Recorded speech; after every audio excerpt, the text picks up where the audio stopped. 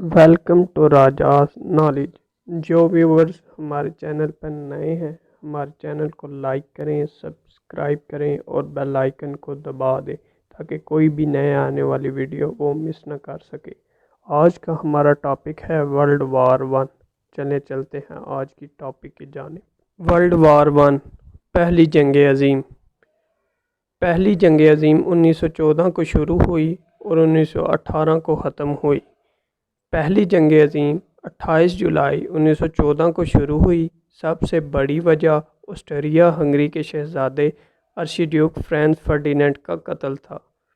Franz Ferdinand 28 جون 1914 کو بوسنین کے صوبے کا کیپٹل سراجیوو میں آفیشیل وزٹ پر اپنی بیوی کے ساتھ گیا تھا اور وہاں پر ان کو قتل کر دیا گیا۔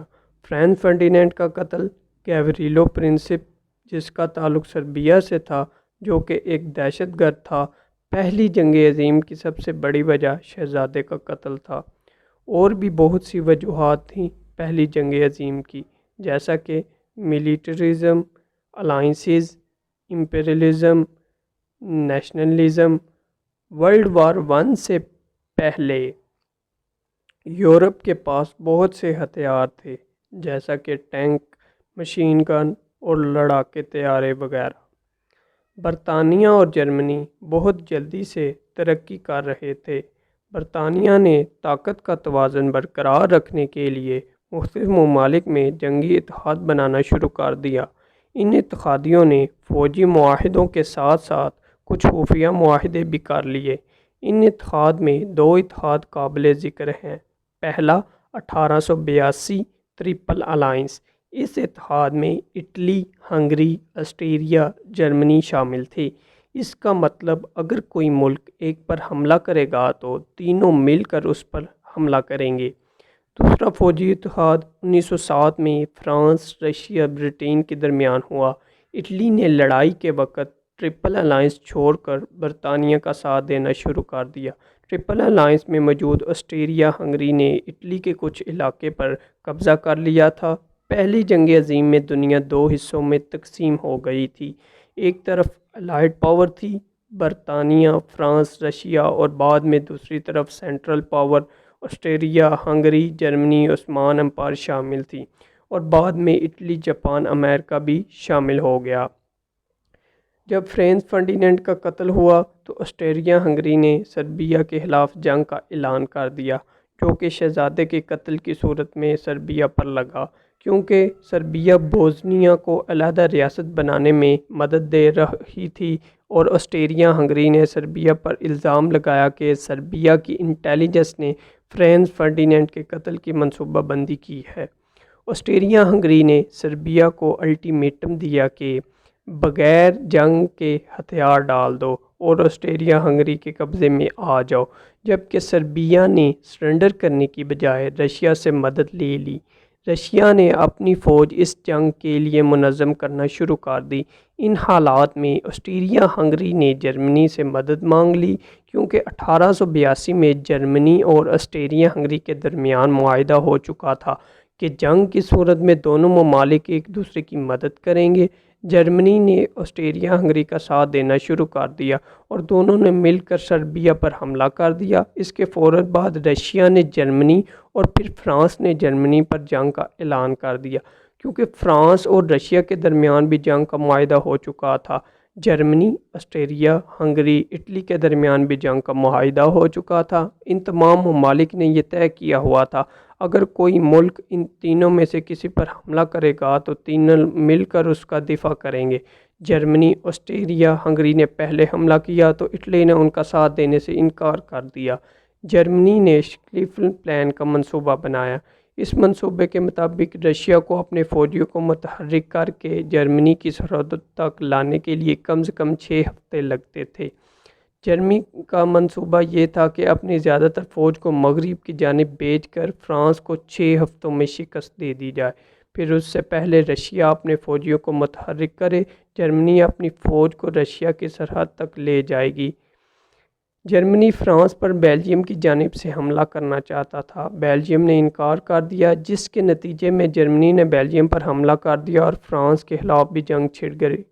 برطانیہ نے جرمنی کے خلاف جنگ کا اعلان کر دیا، جس سے بیٹل آف میرین شروع ہوگی۔ جرمن فورس پیرس تک پہنچ گئی، فرانس نے ان کو پیچھے دھکیل دیا۔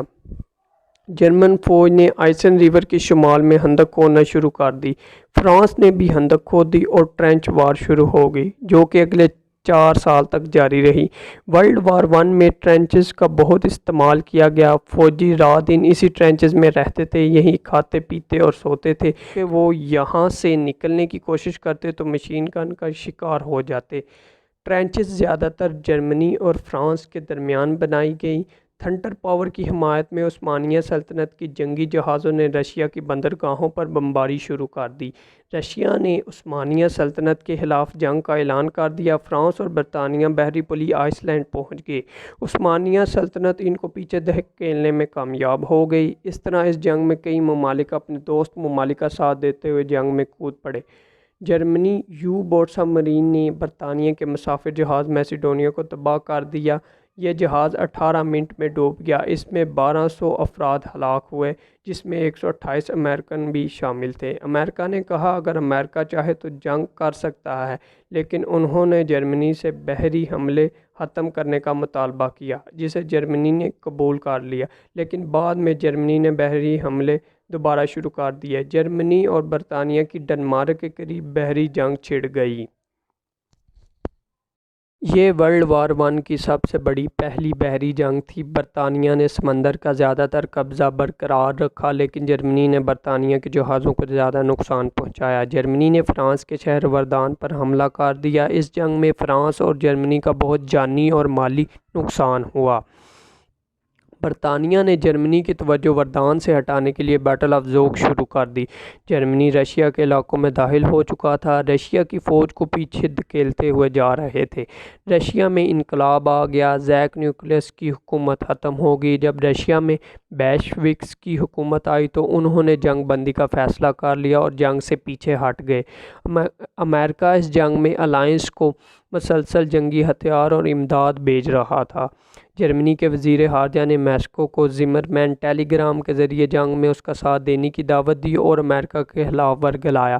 بدلے میں جرمنی نے میکسیکو کو اس کے علاقے بازیاب کرانے میں امداد کرانے کی یقین دہانی کرائی۔ زمرمین ٹیلی گرام انٹرسپٹ ہو گیا، امریکہ کو اس کی خبر ہوگی۔ امریکہ نے جرمنی کے خلاف جنگ کا اعلان کر دیا۔ اس طرح 1917 میں امریکہ بھی اس جنگ میں کا حصہ بن گیا۔ امریکہ نے اپنی فوج کو سمندر کے راستے جنگ کی طرف بھیج دیا۔ امریکہ نے مغربی مخاذ پر موجود برطانیہ فوج کو جوائن کیا۔ اس جنگ میں 13 لاکھ انڈین فوجیوں نے بھی حصہ لیا، جس میں تقریباً 50 لاکھ فوجی ہلاک ہو گئے۔ یہ انڈین فوجی مڈل ایسٹ میں برطانیہ کی طرف سے لڑتے رہے، کیونکہ اس وقت انڈیا میں برطانیہ کی حکومت تھی۔ اس جنگ میں شہید ہونے والے فوجیوں کی یاد میں انڈین گیٹ بھی بنایا گیا۔ جب امریکہ نے اپنی فوج کو سمندر کے راستے جنگ کی طرف بھیج دیا تو جرمنی کو اس کی خبر ہوئی، لہٰذا جرمنی چاہتا تھا کہ امریکہ کے آنے سے پہلے فرانس اور برطانیہ کو ہتھیار ڈالنے پر مجبور کرنا چاہتا تھا۔ جرمنی نے بیٹل آف سوم میں انہی فوجیوں کی تعداد بڑھا دی، پوری قوت کے ساتھ حملہ شروع کر دیا۔ فرانس امریکن آرمی پہنچ گئی۔ الائنس نے مل کر جرمنی کے خلاف جوابی حملہ کیا، جرمنی کو پیچھے دھکیل دیا۔ سینٹرل پاور کے کئی ممالک ٹوٹنے لگے، جس میں آسٹریا ہنگری، عثمانیہ سلطنت، بلغاریہ شامل تھے۔ جرمنی نے الائنس سے جنگ بندی کا مطالبہ کیا، جرمنی کو اپنی فوج کم کرنے اور جنگ کے اخراجات برداشت کرنے پر مجبور کر دیا۔ ورلڈ وار 1 میں تقریباً 22 ملین جانیں ضائع ہوئیں، جبکہ 23 ملین لوگ زخمی ہوئے۔ ورلڈ وار 1 کے بعد بہت سے نئے ممالک نے جنم لیا، جس میں Austria Hungary, Poland, Finland اور آسٹریا شامل ہیں۔ مڈل ایسٹ کو فرانس اور برطانیہ نے بانٹ لیا۔ ورلڈ وار 1 میں بہت سی ٹیکنالوجیاں سامنے آئیں، مشین گن، ریڈیو شامل تھی۔ ورلڈ وار 1 میں کئی کیمیکل استعمال ہوئے۔ ورلڈ وار 1 کے بعد یورپ میں مردوں کی تعداد عورتوں سے کم ہو گئی۔ فرانس اور برطانیہ کے 80% مردوں نے جنگ میں حصہ لیا تھا، جن کی اوسط عمر 15 سے 40 سال تھی، جس کی وجہ سے مردوں کی تعداد کم رہ گئی، جس کی وجہ سے عورتیں بھی مردوں کے ساتھ فیکٹریوں میں آنا شروع ہو گئی تھیں۔ کیونکہ مردوں کی بہت بڑی تعداد جنگ میں مر گئی تھی، مگر جو زندہ واپس آئے وہ مختلف قسم کی جسمانی اور نفسیاتی بیماریوں کے شکار ہو گئے تھے۔ ورلڈ وار ون کے بعد جنگ کے خلاف بہت سی کتابیں لکھی گئیں جس میں جنگوں کے نقصانات کو واضح کیا گیا، جبکہ ورلڈ وار ون سے پہلے جنگوں کو بڑھا چڑھا کر پیش کیا جاتا تھا۔ اب لوگ جنگ کے خلاف بول رہے تھے سوائے ہٹلر کے۔ ورلڈ وار ون کے بعد برطانیہ جو دوسرے ممالک کو قرضہ دیا کرتا تھا اب خود مقروض ہو گیا تھا۔ امریکہ کی اکانومی اس جنگ سے پہلے مضبوط نہیں تھی، مگر جنگ کے بعد امریکہ مضبوط ہو گیا تھا۔ ورلڈ وار ون کا اختتام 11 نومبر 1918 کو ہوا۔ ورلڈ وار ون سے پہلے آرمی میں سلیکٹ ہونے کے لیے جو پیمانہ تھا ان میں یہ شرائط شامل تھی: عمر 21 تا 30 سال، وعدہ لیا جاتا تھا، کچھ لفظی امتحان ہوتے تھے، جسمانی طور پر ٹھیک ہیں، صحت مند ہیں، دوستی کی وجہ سے۔ اس کے بعد فرانس اور جرمنی نے ماہر نفسیات کو بلایا اور ان سے اس نقصان کی وجہ پتہ کرنے کا کہا۔ پھر اس پر تحقیق کی گئی تو جو افسر اور سپاہی جنگ میں زخمی ہوئے انہوں نے بتایا کہ ہم کشیدہ صورتحال کا سامنا کرنے کی اہلیت نہیں رکھتے تھے۔ جب ہم نے رف اینڈ ٹف حالات دیکھے تو ہم اپنے دل ہار گئے، یعنی شدید حالات کا سامنا کرنے کے قابل نہیں تھے۔ اس وجہ سے کئی سپاہی اور افسر گولی کی آواز سن کر ہی ڈر جاتے تھے۔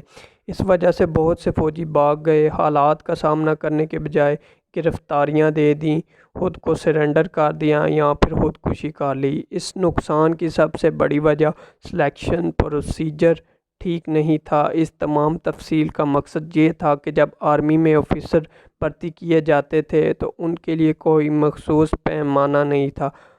اس کے لیے لفظی اور شکلی امتحان متعارف کرائے گئے جن کو انٹیلیجنس ٹیسٹ کہا جاتا ہے۔ ان کا مقصد ایک فرد کی ذہنی بصارت کو ماپنا ہوتا ہے۔